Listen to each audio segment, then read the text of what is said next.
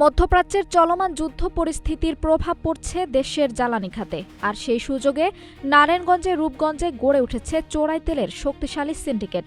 Feeling স্টেশনগুলোতে যখন তেলের জন্য হাহাকার, তখন ঠিক তার উল্টো চিত্র দেখা যাচ্ছে খোলা বাজারে, যেখানে চড়া দামে দেদারসে বিক্রি হচ্ছে পেট্রোল ও অকটেন। খোঁজ নিয়ে জানা গেছে, রূপগঞ্জের অন্তত 15টি ফিলিং স্টেশনে পেট্রোল ও অকটেনের সরবরাহ বন্ধ অথবা সীমিত।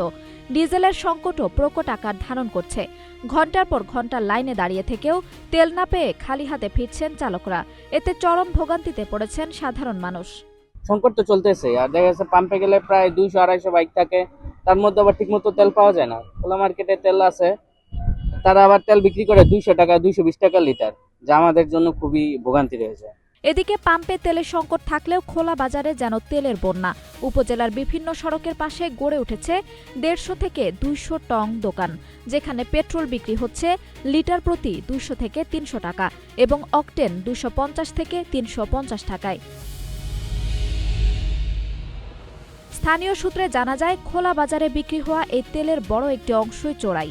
নদীপথে আসা পণ্যবাহী জাহাজ থেকে চুরি, সড়কে চলাচলকারী যানবাহন থেকে পাচার, এমনকি ডিপো ও ফিলিং স্টেশন থেকেও একটি অংশ সরাসরি চলে যাচ্ছে এই অবৈধ বাজারে, এমন অভিযোগ রয়েছে।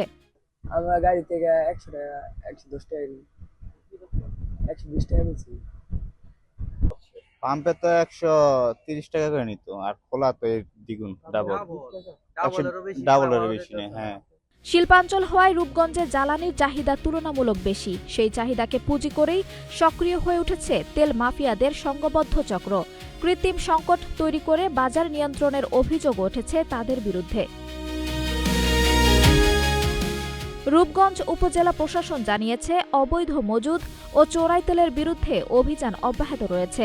ইতোমধ্যে কয়েকটি স্থানে ভ্রাম্যমাণ আদালত পরিচালনা করা হয়েছে। দিলেন আমাদের রূপগঞ্জের আমাদের সবসময় সার্বক্ষণিক ম্যাজিস্ট্রেট এখানে দায়িত্ব পালন করছেন, 2 জন ম্যাজিস্ট্রেট, এবং আমি নিজেও এজ এ ম্যাজিস্ট্রেট হিসেবে কাজ করছি।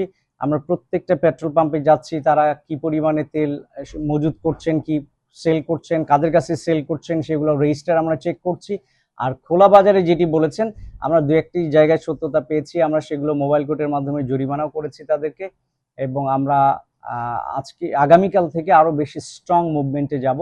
আর একই সাথে এটিও বলতে হয় যে যারা কাস্টমার রয়েছেন, এরাও কিন্তু প্যানিকের কারণে অনেক বেশি কনজাম্পশন বাড়িয়ে দিয়েছেন। যিনি আগে তেল অল্প কিনতেন, উনি ভয়ে একটু বেশি করে তেল কিনছেন যে তেল হয়তো ফুরিয়ে যাবে। তো প্যানিকের কারণে কনজাম্পশন বেড়ে গেছে, এই কারণে তেলের ঘাটতিটা এখানে পরিলক্ষিত হচ্ছে।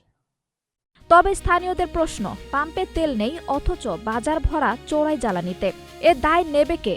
দ্রুত কার্যকর ব্যবস্থা না নিলে সংকট আরও গভীর হওয়ার আশঙ্কা করছেন সংশ্লিষ্টরা। আঞ্জুম হক আরবি, নাগরিক প্রতিদিন।